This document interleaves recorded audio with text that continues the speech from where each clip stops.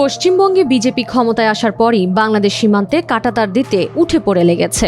অল্প কয়েকদিনের মধ্যেই বিএসএফকে জমি বরাদ্দ দিয়েছে মুখ্যমন্ত্রী শুভেন্দু অধিকারী। এবার ঘোষণা এলো, রাজ্যটির প্রতিটি জেলায় স্থাপিত হবে হোল্ডিং সেন্টার বা আটক শিবির। ভারতীয় গণমাধ্যম এনডিটিভির প্রতিবেদনে বলা হয়েছে, এই কেন্দ্রগুলো মূলত বাংলাদেশি নাগরিক বা রোহিঙ্গা হিসেবে সন্দেহভাজন ব্যক্তিদের জন্য ব্যবহৃত হবে। আটক করার পর সংশ্লিষ্ট ব্যক্তিদের সর্বোচ্চ 30 দিন এসব কেন্দ্রে রাখা যাবে।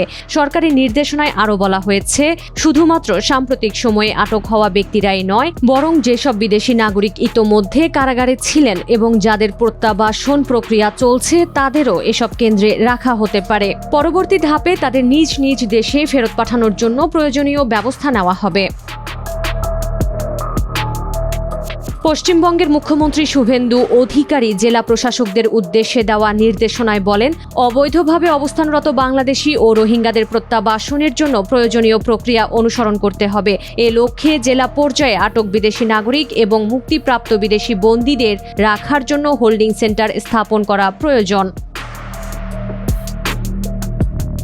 গত 20 মে বিএসএফ ও রাজ্য পুলিশের শীর্ষ কর্মকর্তাদের সঙ্গে বৈঠকের পর শুভেন্দু অধিকারী অবৈধ বাংলাদেশি অভিবাসীদের বিরুদ্ধে কঠোর অভিযান চালানোর নির্দেশ দেন।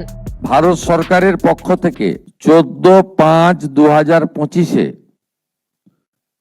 যারা অবৈধ বাংলাদেশি অনুপ্রবেশকারী তাদেরকে সরাসরি বিএসএফ এর হাতে হ্যান্ডওভার করার জন্য একটি নির্দেশিকা এবং তার সঙ্গে একটি আপনার অবৈধ অনুপ্রবেশকারীদেরকে হ্যান্ডওভারের আইন ভারত সরকারের পক্ষে under secretary government of India Pratap Singh Rawat পাঠিয়েছিলেন। ডেটটা আবার বলি, 14/5/2025, অর্থাৎ কার্যত 1 বছরেরও বেশি আগে।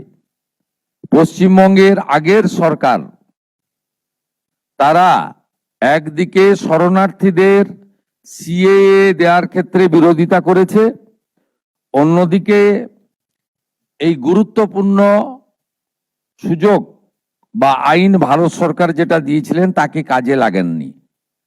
আজ থেকে আমরা এই আইন কার্যকর করলাম।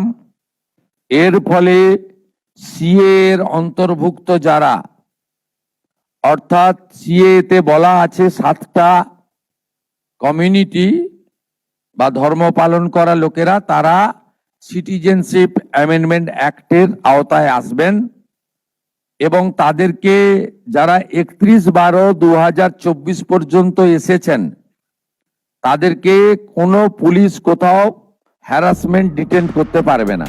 এনডিটিভির প্রতিবেদনে বলা হয়েছে, কেন্দ্রীয় সরকারের পূর্ববর্তী নির্দেশনার ভিত্তিতেই এই উদ্যোগ নিয়েছে রাজ্য সরকার। তবে রাজনৈতিকভাবে বিষয়টি নিয়ে বিতর্ক তৈরি হয়েছে, কারণ এতে বাংলাদেশি ও রোহিঙ্গা শব্দের ব্যবহার এবং নাগরিকত্ব যাচাই প্রক্রিয়া ঘিরে সংবেদনশীলতা রয়েছে।